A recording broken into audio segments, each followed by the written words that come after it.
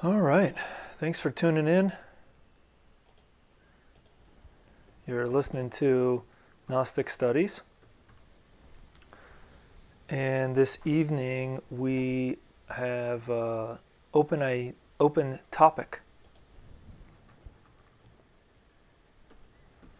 So what we're doing is basically question and answers.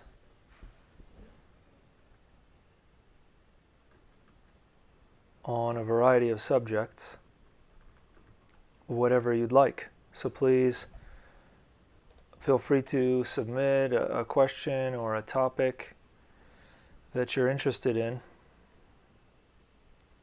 and we'll see what we can do to try and answer your question. So there's no formal class this evening. We just finished up the Dream Yoga series, and hopefully you've been able to put some of those tips and different activities into practice, and you've seen some results. For myself, I know that when I started doing the diet with acid fruits, honey and almonds, that really helped to remember the dreams. But if there's anything that you guys want to talk about, now's the time. Anything of interest to you?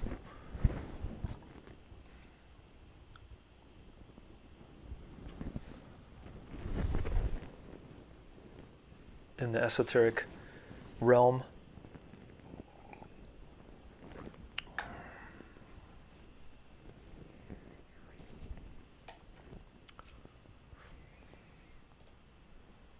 Yeah, it's just open topic, so anything that you want to talk about, please feel free to submit a topic in the comments area.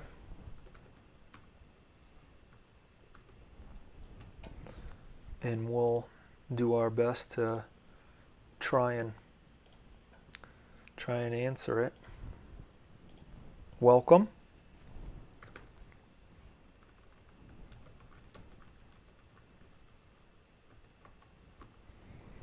Or if there's a topic that you guys would like to address or would like some clarity on, we're here for you. So please feel free to submit a topic.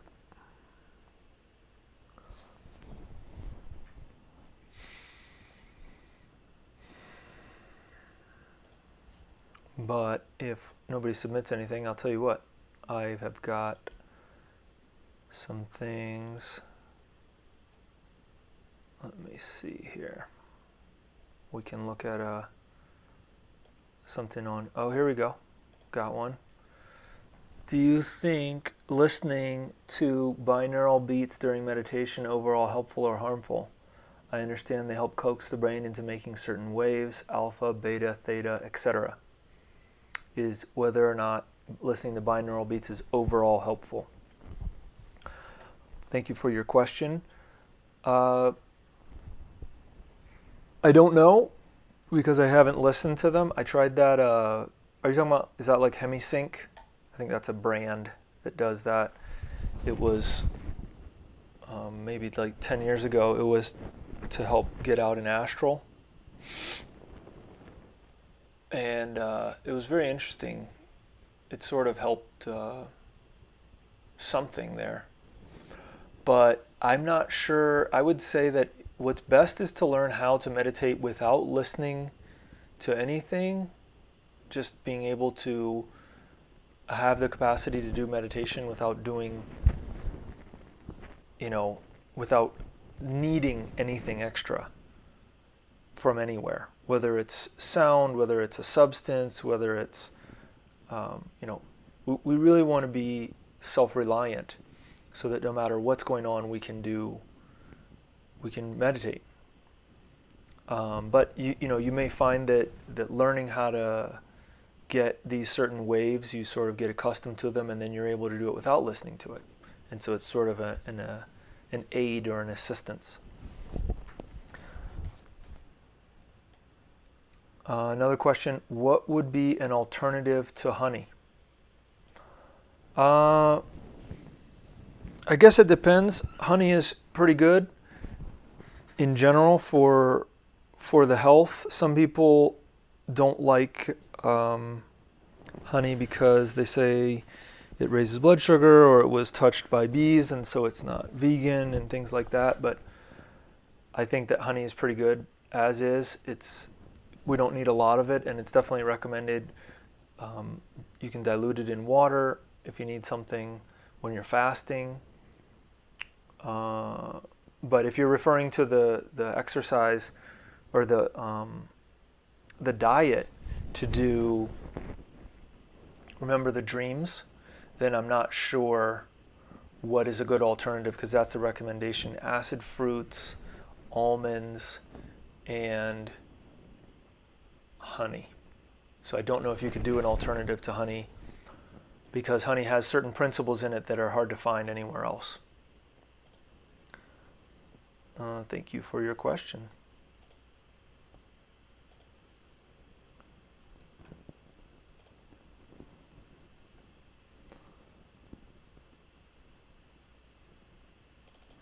I'm going to see if I've got something about Kabbalah so we can look at a table. Feel free to submit any other questions you guys may have.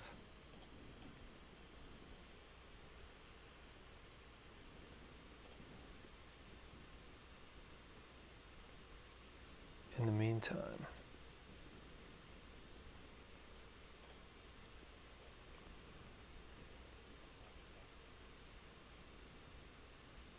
here we go.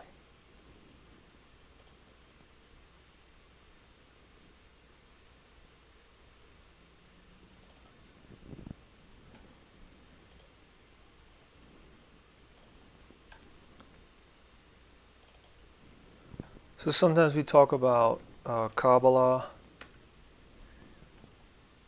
and here we have, this is a handout for one of our classes, Tarot and Kabbalah, that we have on the website. And here we have a table that indicates the esoteric values of the letters, the numeric value, Kabbalistic value, the letter itself, the name of the letter. These are other hieroglyphics or letters that correspond to it. This is the meaning, symbolic meaning given in the tarot. And then here is a further Gnostic symbolism or meaning.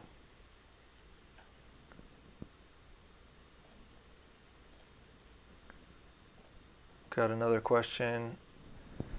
I've come to understand that the hollow earth theory and certain esoteric mystery schools are closely linked. What do we all think about the notion of a world beneath our feet inhabited by other advanced races? I've heard Samael and Veor talking about this in a question and answer session.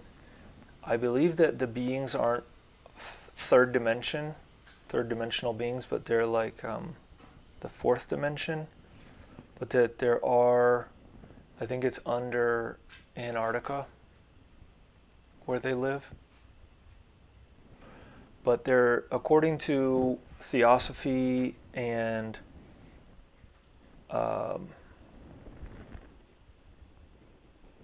Anthroposophy and Gnosis and a number of other systems, that there were different races before us, because we're all part of the human race right now, which the name of it is the Aryan race, and I know that people say that that's only one group or sub race, but according to Blavatsky and a number of others, that all of us, all human beings on this planet right now, are of the Aryan race.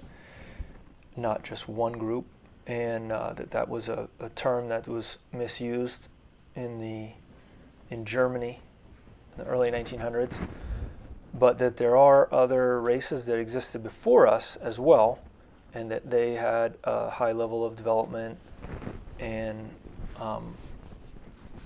each, it's called the 7 rounds and the 7 races is the topic. And so each race has something that they need to conquer.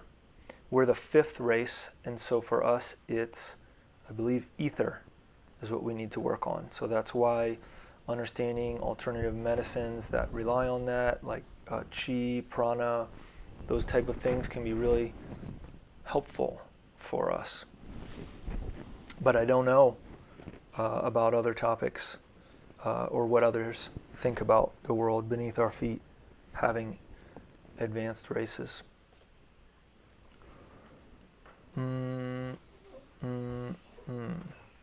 So let's see if this is showing to you. Aha, it's not. So let me see if I minimize this other one, if it'll show, or if I have to add it over here.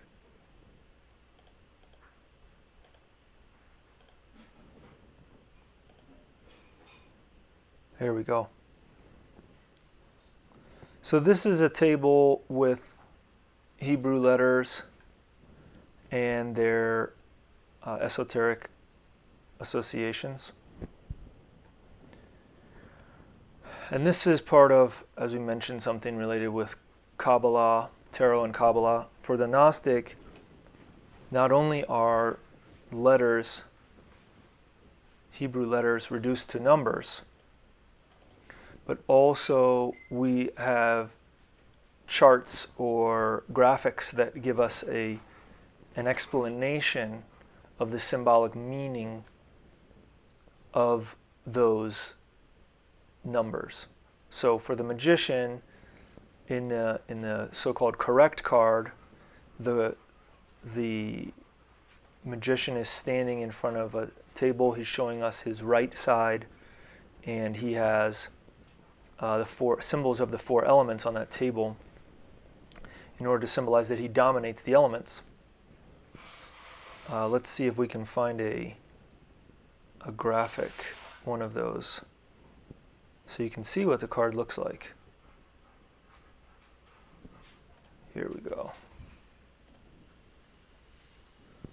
Hope it's probably going to block it again unless I'm going to have to close out on one of these, I think.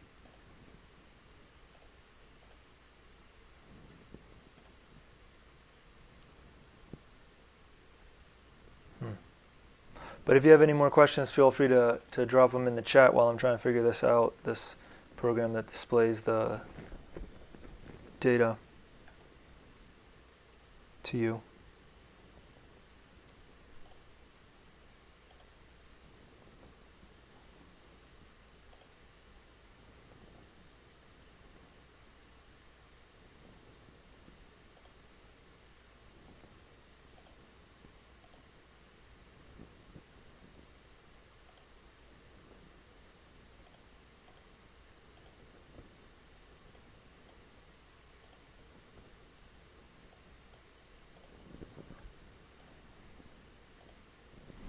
Oh, I got a better idea. I'll just copy and paste it onto the document you can see.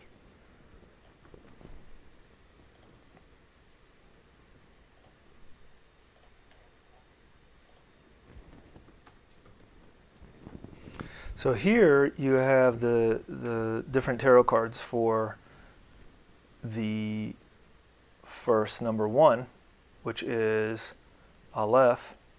You can see that sometimes the magician takes that shape, but he's showing in the best cards, he shows his right side, and his left arm is up and his right arm is down. This one you can see is a little bit mixed up. There's the different elements there. He has the wand, a vessel, a cup, or a vase for water, the coin there, which is for the pentacles or the air. The sword is for fire, and the staff is for earth. And so he's the staff or wand, so he's dominating all of the elements. And so that's the purpose of the card, is to show the domination of the four elements,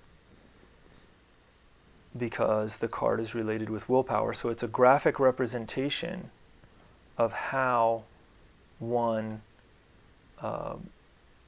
should understand this number when one encounters it. So sometimes when we have dream symbolism, somebody will say, "Oh, you owe me, $100, or you owe, or something one. You need you're $1 short, or something like that."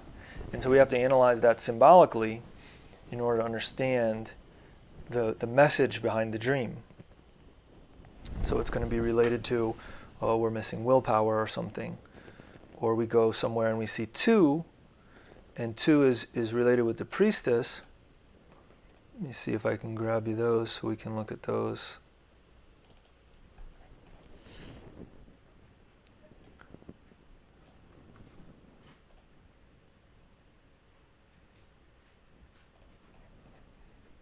The priestess card.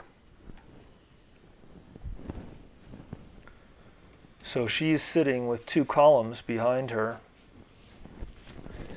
and they're reversed. Normally the white should be on the right in the Gnostic symbolism, and the black should be on the left, like you can see down below here in this card. But she's inside the temple, and so it's split, or it's reversed. And then you can see, if you look closely,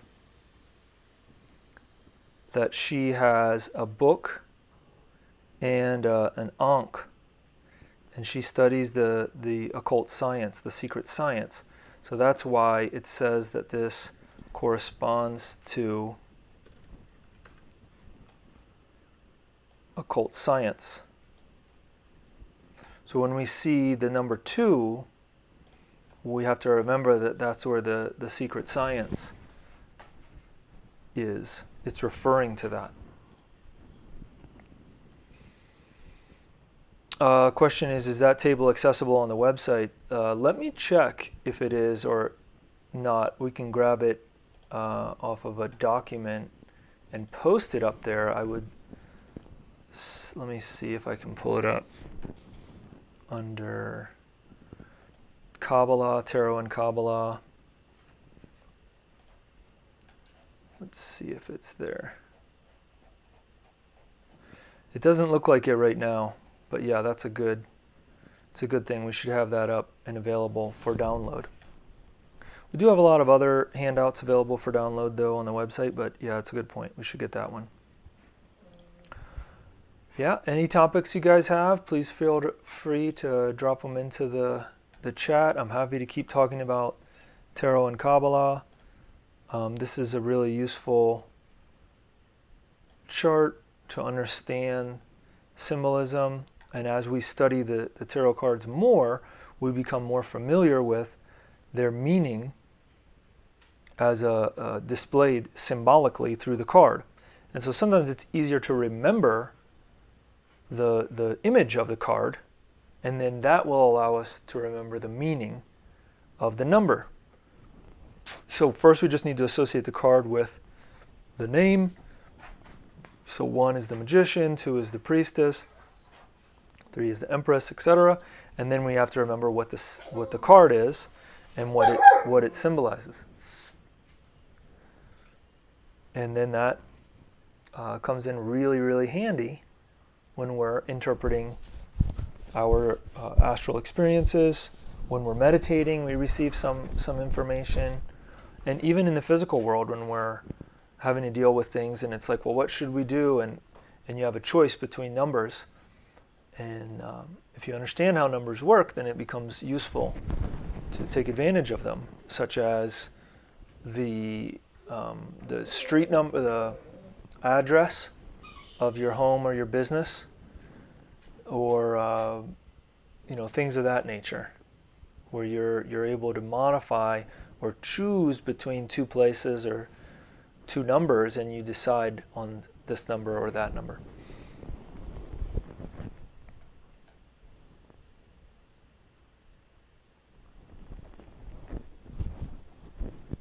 Do you guys study tarot? Do you guys study Kabbalah? I know there's different ways of interpreting the cards. This is a system that was used by Eliphas Levi and to a certain extent Arnoldo Krumheller, Huetacocha, as well as Samaelo and Veor, and it seems to be pretty good, pretty consistent for understanding and interpreting things. So, all right, I'll keep going, but shoot some questions if you have any. So, Gamel, the Empress, the third tarot card. Let's grab that.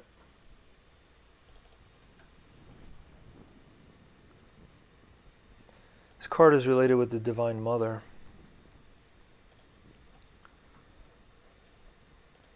The number 3 is often related with creation because of the 3 primary forces. But you can see here that there's an eagle or a high-flying bird involved, and there's stars around.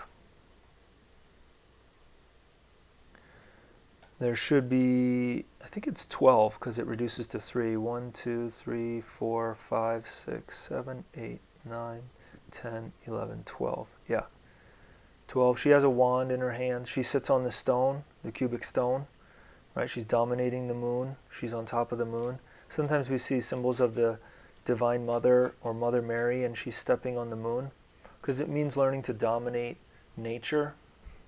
And because the moon is the one that pulls and pushes the sap and the waters on this planet, and so it moves nature in certain ways, and so that's why we need to learn how to dominate that.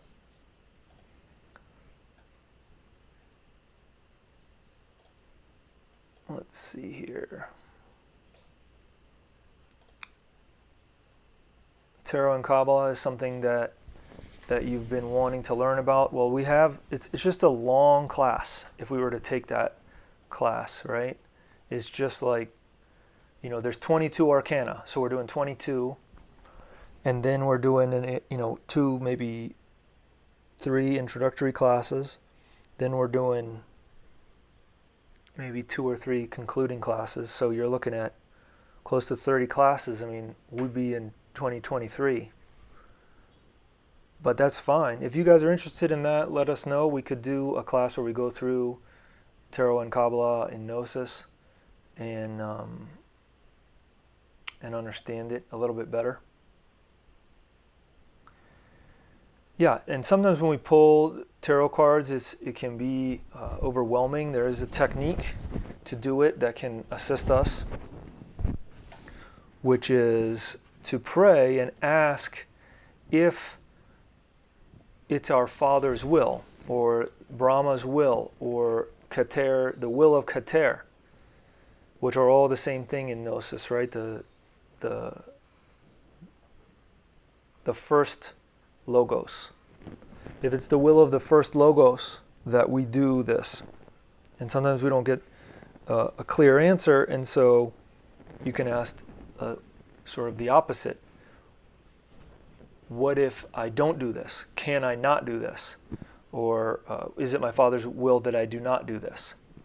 That type of question. So you ask, should I do it? And ask, should I not do it? And then see what the answers are for both, and see if one of them is more clear than the other. But that's why we need to familiarize ourselves with the esoteric symbolism. It becomes extremely useful because when we're meditating, we can meditate about something. So we can concentrate, like let's say we have an opportunity for a job or a change of location, moving to another another city or whatever, right? And so we meditate and we concentrate on the thing, and then a number comes up for us, or the tarot card comes up for us. And when we know what the meaning of it is, when we can understand, which happens through intuition in our heart, then we know what we're supposed to do. So maybe we want to do it, maybe we get like a 15, which is passion or the devil. Not necessarily a bad card. What it means is like temptation. Like we're going to get pulled. It can be that we're too excited to do it, kind of interpretation. Or there's going to be a lot of ordeals or difficulties there. And so maybe, doesn't necessarily mean no, but it just means you better be ready for a lot of craziness or a lot of intensity there. But the way that we get good at anything is through practice, right? We have to practice in life. If you want to be good at sports, you practice. If you want to be good at esotericism, tarot and Kabbalah, then you got to practice. You want to be good at meditation, you got to practice. You want to be good at the runes, you know, it's the same thing. And we need to develop that ability to be good at things and to learn things so that we know how to learn, how to interpret experiences in life, how to transform impressions, right? How to take advantage of the opportunities that we're given. Because we sometimes get opportunities once in a lifetime. And so we have to learn to take advantage of those opportunities consciously, right? And that's why we talk about the need to awaken our consciousness so that we can listen to that knowledge that that's accessible to us within our interior, when we can get beyond the mind, get out of the mind. And that world, we could say, is related with symbolism and numbers. And the symbolic representation of the numbers, we can begin that study through tarot. Through studying tarot and Kabbalah, through studying numerical symbolism, traditional numerical symbolism, it allows us to then enter into the study of mythology of various religions, as well as ancient ruins and different things like that, where all of a sudden immediately it just makes sense to you because you know other symbolism, and this is just another way, another expression of that symbolism.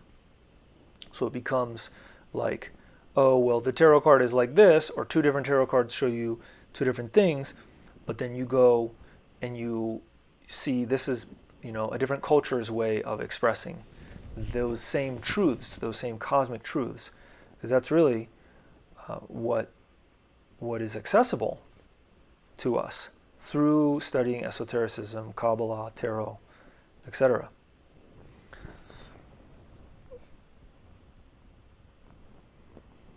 So, yeah, sometimes we have difficulty struggling with lust, right? The difficulty to not get identified with lust. Let me give you a couple tips that can help with that. Number one is we need to practice in order to progress, right? So we have to learn how to not fall into temptation. And falling into temptation means doing what the ego wants us to do, what the ego's encouraging us to do. When that happens, we meditate on it and we say, why did I do that? Why did I fall into lust? What is it that occurred? And then we find certain things, right? We're attracted to certain things. We're so almost magnetically attracted to certain things. So we have to understand what in us is the thing that's attracted to it.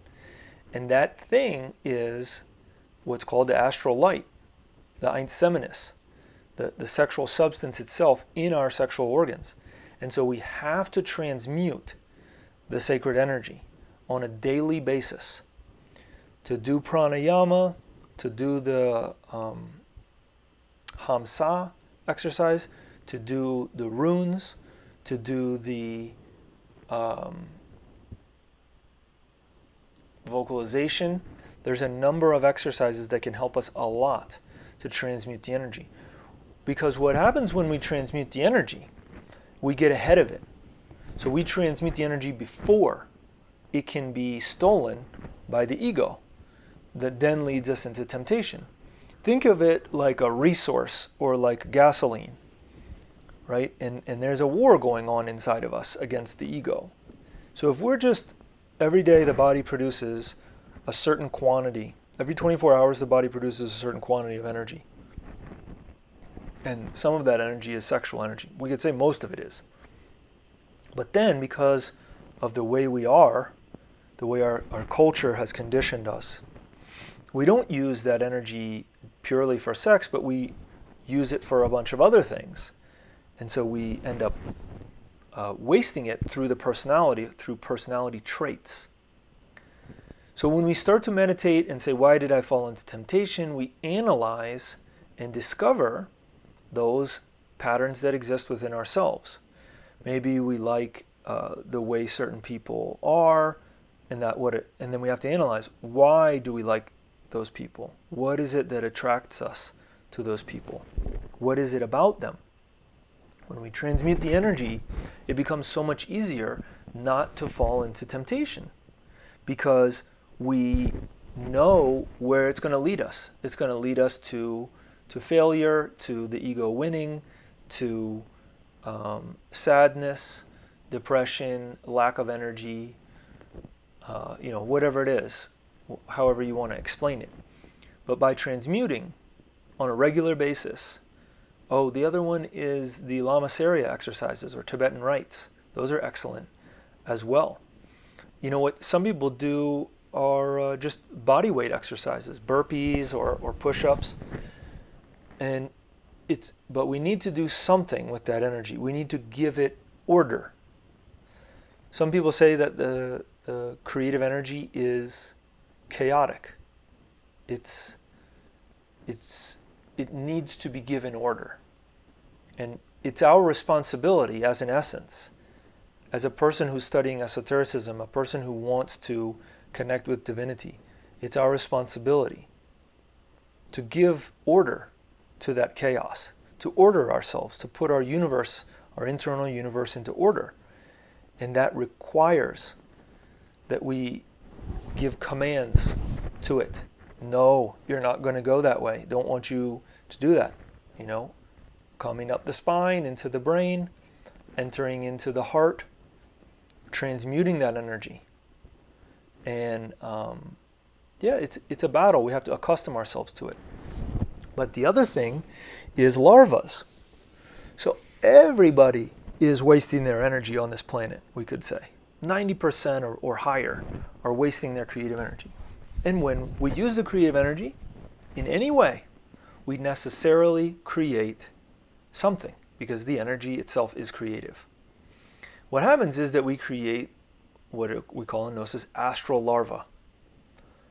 And as I said, this can happen through personality traits, because they end up being modifications of the creative energy that are not useful for us, but that in our modern culture and society are accepted or used by people for whatever reason. So we need to clean ourselves with those larvas, I should say, through the use of certain incense. You can take a shower, that works. You can use water and you ask the elementals of the water to clean you. But Palo Santo, juniper berry, I really like juniper berry. And if you're familiar with Glorian.org, they have a really nice juniper berry incense. There it's in a white cylinder. I think there's only 2 juniper berry incense that they have. It's excellent. camphor, copal, benzoin. These scents clean us, and they clean our environment. So when I come home from work, for example, if we're not burning incense at home, then we could always do it at night when we head to bed by putting water in a diffuser and putting some drops of, whatever essential oil that's cleaning, the ones that I've mentioned, juniper berry, camphor, what's the other one? Palo Santo. Those ones are pretty accessible essential oils. Other ones, benzoin is a little thick. It can wreck the diffuser. Copal, I haven't found an essential oil for that one, but I'd be interested in one. If anybody has a link, please feel free to share it with us. Yeah, so we diffuse that so that it cleans the room and it cleans ourselves. The other thing is, as I mentioned, you can take a shower when you get home from being outside. So you want to clean the environment, constantly be cleaning it, because people are creating larvas. We ourselves unconsciously are creating larvas, and we're leaving them around. And those larvas are little sort of beings that live off of unhelpful ways of thinking, feeling, and acting, including the misuse of the creative energy. So, with those tips, including, let me give you another one, which is to pray the Lord's Prayer and to learn the conjurations. It really becomes something that is a lot easier to manage.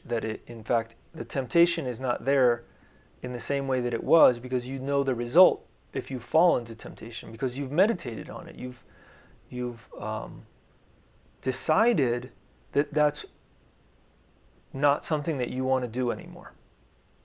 And therefore, even if you feel weak or whatever, you can ask for help and ask the masters for assistance to overcome the temptation, to fight against that temptation, and then you yourself can fight with certain prayers and conjurations.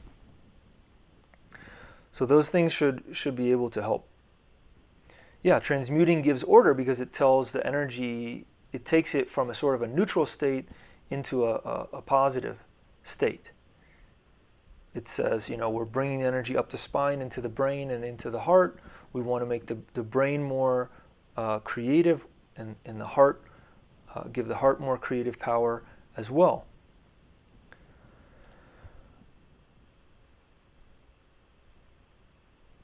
What is Vesta powder? Somebody says Vesta powder is good to break evil spirits in the house fast.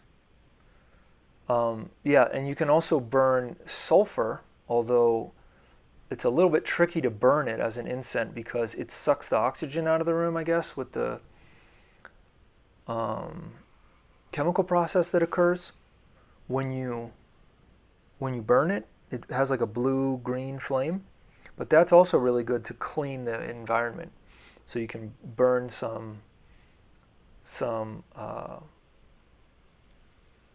sulfur powder on you get a charcoal that you use, like that they use in hookahs, the charcoal that you use to burn resin incense, and you put a little bit of powder, but then you need to leave the room because it pulls the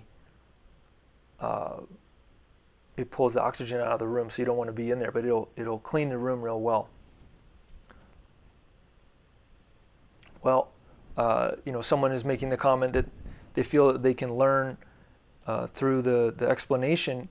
Let's be clear that everything that we're talking about in Gnosis is something that's accessible, something that's doable, something that we just have to put into practice, as I mentioned before. Like, for example, let me give you an example of people that are just doing something physical, right? There's a guy on the internet, and he does a bunch of exercises, but he does like an insane number of exercises, then you'd think like, how does he do that many? Like he'll do like 1,000 push-ups, let's say, right? At once, all at once, and he videotapes it. It's a non-stop stream or recording, so you can tell he's not splicing it. But how did he get there, right? He got there because he started doing 1 or 2 or 10, and then after he could do 10, then he was doing 20, 30, 50, then he could do 100, right? And then after he did 100, he was doing 200, 250, 300, right? And that's how we develop. We have to start with lifting 5 pounds, then we do 10 pounds, then we do 20 pounds. We have to start by practicing something. And then once we accustom ourselves to that, once we normalize that within ourselves, and that's what we're doing that every day. We have to do that every day. I have to transmute every day, or else what? Or else problems. Or else life gets more complex, it gets more dangerous. But I know if I don't, then things are easier. It's easier to manage my energy, easier to manage what's going on, easier to see the ego, easier to receive results during meditation. And so how many times do we have to make mistakes before we understand? Well, if we want to understand, we only really need to make the mistake once. And sometimes we don't even need to make the mistake. We can learn from others. Learn from others' mistakes. So it's really a matter of us taking the time to meditate, to reflect. Because we think like meditation is we just have to get into some altered state or something like that, or some extremely intense experience. But it doesn't have to be like that. It can be that we relax, we calm down, and then we receive some information. And that's the information that we were looking for. That was the answer to the question that we were asking, the doubt that we had, that we were trying to comprehend, that we were trying to extract the wisdom from. So let's see, we got some more questions here.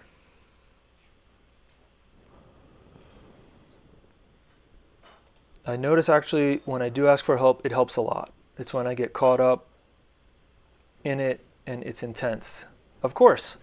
So, but keep meditating and ask that you not get caught up in it. Ask for help understanding how you get caught up in it. What is it in you that you're allowing or sort of authorizing within yourself to do to get caught up in it? Right? We all have those things. Maybe it's a little thing we don't even realize, but when we meditate and we ask, we receive that information, and then that helps our understanding. And understanding is what Gnosis is about. Understanding is called comprehension in Gnosis. How long can one realistically go without spilling the cup of Hermes? Is there a point at which one can constantly transmute and never again lose fluid? Yes. But as I mentioned, we need to increase the amount that we're doing, the amount of transmutation that we're doing. So, at first maybe we're doing 7 pranayamas, right? And that's what we're doing every night. At some point we're going to have to move to 8, to 9, to 10. Then we may have to do some other exercises, add more exercises in, transmutory, if that's a word, exercises, more transmutation practices, more things to give order to ourselves, because we're learning to handle a greater amount, a more intense amount that for somebody else at the beginning might be like a lot for them. But for us it becomes normal because we gradually build ourselves up to it. The same way we started lifting 5 pounds, and now we're doing 25 pounds, or we're doing 45, or whatever. But we have to do it every day, regularly, consistently, normalizing that in ourselves. We have to establish that order in ourselves through normalizing that new way of thinking, feeling, and acting. Okay, Vesta powder. It's person says it's a white powder that burns like fire. It's strong to break spells. I use Vesta powder with sulfur too. Okay, we'll check it out. see what the internet says about it. Yeah, and mantralizing can really help us. Normalizing sounds like the key. Exactly, because that's how the world has gotten so normalized in degeneration. Everybody just thinks degeneration is normal. They think masturbation is normal, they think fornication is normal, because they've normalized it. And so that's why we're all in the situation that we're in until we decide we're not going to do that anymore. We don't accept that anymore as the way to do things, and we're going to do something different. And so it takes an effort to do that, to fight against that wave, so to speak. But as another commenter mentioned, vocalization practices, chanting, right, singing, mantras can be really, really helpful. It's called a passive form of transmutation by some Gnostics. And it helps us. And there's certain mantras that are specifically good for transmutation of the creative energy. And so not only does it do that, but it's also giving some order to that energy. And depending on which chakra, the vowel or the mantra that we're vocalizing corresponds to, it's going to also help the development of that chakra. In Gnostic chemistry and cosmology, in Gnostic or Hermetic Masonry, we talk about how in the beginning of creation, according to the esoteric texts that we're studying, there were three primary forces that created. And in the world, or the solar system that we live in, those beings, those forces polarized themselves into, like, the three primary forces are called the wholly affirming, wholly denying, and wholly reconciling. Those are some of the names for it. So the wholly affirming is we could say the male. It polarizes itself into the priest, aka the magician, and the wholly denying polarizes into the priestess, or the female magician. And then, so we have the priest and the priestess, and then the wholly reconciling force, the third force, polarizes into a chorus or choir. And so they sang together in order to fertilize the cosmic matter. The mula, is that what it's called? The mula prakriti? Yeah, that's the prakriti in us is one thing. The mula prakriti is like the great prakriti. And so that's why mantras are so helpful. And actually, when we have a spouse, we're able to do the transmutation practice in couples doing white tantra. It's recommended to do mantras during that practice, right? Clearly, we are doing the same things that the ancient Elohim, the divinities, used in order to create and crystallize this universe. We need to do that in ourselves. We have to learn from those beings and in some sense imitate them until we can get to the point where we are have our consciousness awake enough that we can do it ourselves without just sort of mechanically imitating. But at the beginning, we need to learn how to transmute and vocalize, and that vocalization helps us in order to awaken our faculties, our internal faculties, right? So yeah, vocalization, mantras are excellent. They really help us. And yeah, some people say that it helps them sleep better at night, because then when they fall asleep, they actually have different types of experiences than they would otherwise. And that's the use of mantras. They're a key, one of the keys that we can use, not just to transmute the energy, but also to connect with divinity. And just as there's positive mantras, there's also negative mantras, you could say. Just as there's scents that clean us, there's scents that dirty us, right, that make things worse, like the smell of a dumpster, right? Probably not going to help us.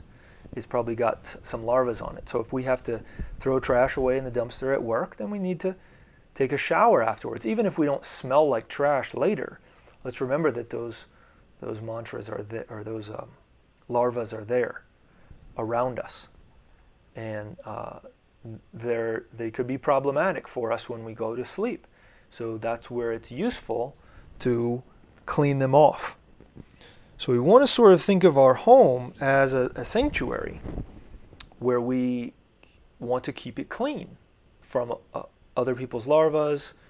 And the other aspect, going back to what was asked before, related with not falling into temptation, is be careful of the impressions that we receive.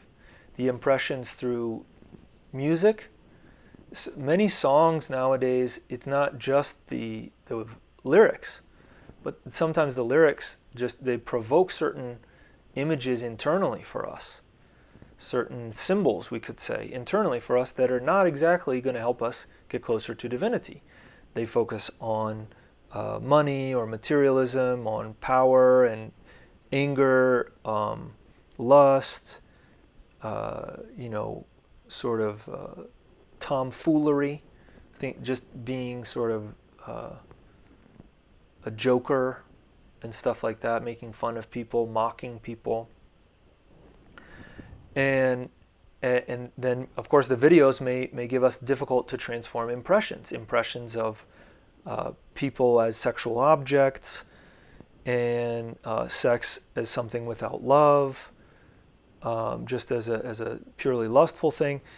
So when we take those things out, and that's part of creating our sanctuary in the home, then we reduce that, right? So we're listening to music that promotes an environment of calm, harmony, connection with divinity, respect for life and for other human beings. Even if we disagree with their choices, right? Everybody has their life choices and things that they can do, that what they choose to do with their energy. But it's up to us to decide what we're doing with our energy.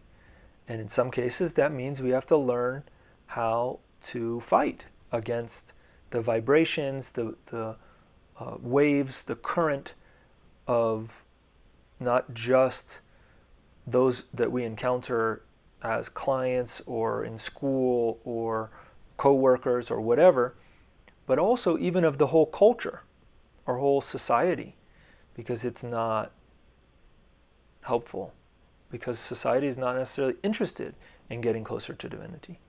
And so when you analyze the lyrics of songs, and we're going back to, the 60s and before, not just modern, as in the past 5 years or something like that, we find a lot of lyrics that evoke, even metaphorically, behaviors and impressions and imagery that's not helpful for our path to get closer to divinity. So another comment is that it's truly baffling to see what's going on in music, media, and TV movies. I heard that there's an app to help restrict screen time and certain content. And I'm sure that it's not difficult to find those type of apps that will allow you to sort of track and say, wait a minute, I've been on YouTube, or I've been on, whatever, Netflix or whatever it is, too long, or I've been on for an hour, I've been on for 15 minutes, I need to stop now. Those can be useful, but the other thing is that we just really need to become aware, become conscious of how much time we're spending. The app can be sort of a trigger, but yeah, we need to also become conscious of what we're doing with our time and our energy. And another comment is that's why this person does self-cleansing meditation, chakra, and grounding themselves. Yeah, we need to sort of be the one that brings ourselves back to the center. We can't rely on someone else for that. We need to be the one that's doing it for ourselves. We have to be self-reliant, as we mentioned in the beginning. We have to find solutions to every problem that we may encounter in life. And those solutions are available by asking our inner divinity if we don't already have a solution, or we find that our current approach is not effective.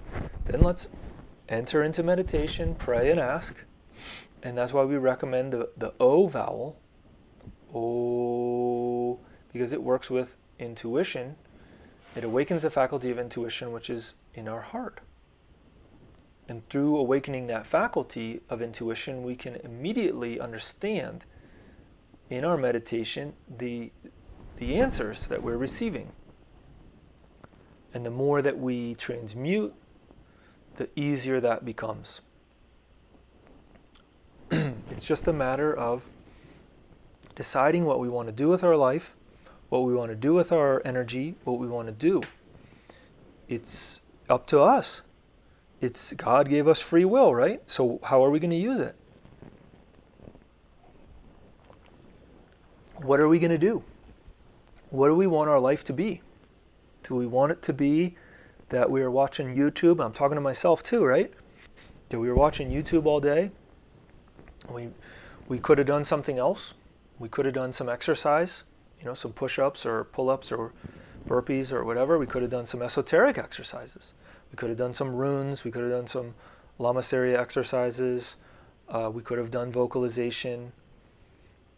And we didn't, because instead we were watching some silly videos on YouTube, or worse, right? Videos that were leading us astray, that were giving us images that were not helping, imagery that was unhelpful for our development. And it's not like it just all comes to an end all at once, and we just snip it and it's done. It may take some time. And that's why we say, just in the same way we practice and we develop and we go from lifting 5 pounds to lifting 10 pounds, or from doing 1 push-up to doing 10 push-ups, in the same way also it may be that we're slowly reducing the amount of unhelpful things that we're doing. Over and over again, we reflect, we're meditating, this isn't helpful, I need to do this, I need to do that. And we're reevaluating. Well, listen, we've been online for about an hour. You guys have any more questions or comments? We don't want to spend too much time here. But if you have any more questions or comments, please submit them now. We're trying to get ready to move out of the internets, get off the internets, and go back into our regular thing. How exactly can runes help transmute sexual energy? Okay. That goes into a number of interesting things. There is a section on the website that talks about runes, but the rune practices, the rune exercises, rune gymnastics, they're also called rune yoga, help in two main ways. One is it's a sacred posture. The posture is related with the shape of the rune. The runes are like primordial characters that symbolize something like the tarot, but maybe we could say a little bit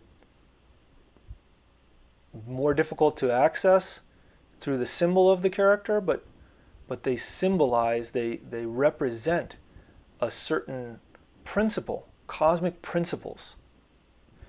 And so by taking the shape, we take on and therefore attract certain waves, certain energetic currents related with that principle, with those cosmic principles. And then with the mantras that we do and the prayers that we do associated with them, it helps to, the mantras obviously help to transmute. We mentioned already that it's a passive transmutation, especially when we breathe through the nose and exhale through the mouth when we vocalize. Then that helps us to transmute. But But also the prayers that we do, combined with the postures, combined with the mantras, all of that together is taking time out to align ourselves. And I don't want to talk with too much new agey terminology, and because you guys probably know how those people are, how they end up deviating from the source. But when we are able to stand in these sacred postures and do the mantras and do the prayers that are associated with them, we are trying to harmonize ourselves with these superior aspects, these superior principles. And as a result, we receive some benefit from that. Because the ultimate goal is to be able to transmute, as you questioned before, all the time, so that we're not wasting the energy, we don't lose the energy. And that's the superior worlds, we could say. That's the superior way of being. And that is accessible through these cosmic principles, through understanding cosmic principles. And we understand them and integrate them into ourselves through the practice of imitation of the runes in body postures, with the mantras, with the prayers. It allows us to sort of integrate into ourselves those higher principles.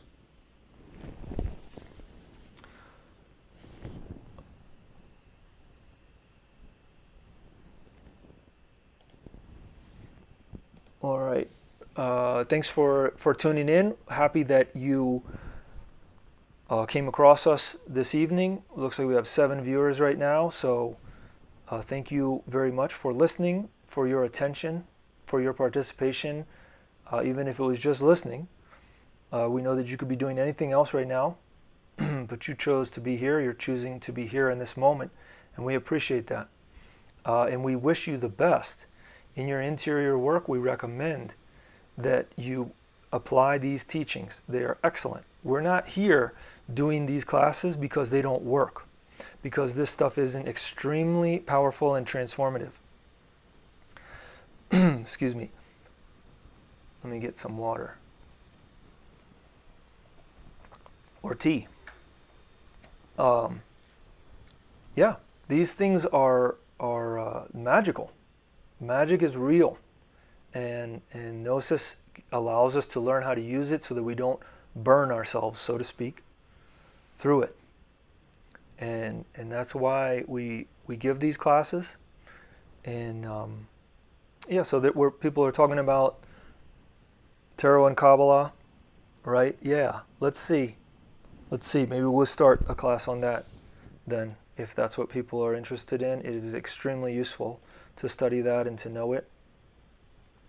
So glad again that you guys are getting something out of it, and appreciate your participation. All right, well, have a good weekend. We invite you to join us for meditation tomorrow night at 7:30. We're going to be vocalizing for a little bit, doing a pranayama. We'll go over this stuff. And yeah, we wish you the best in your esoteric work.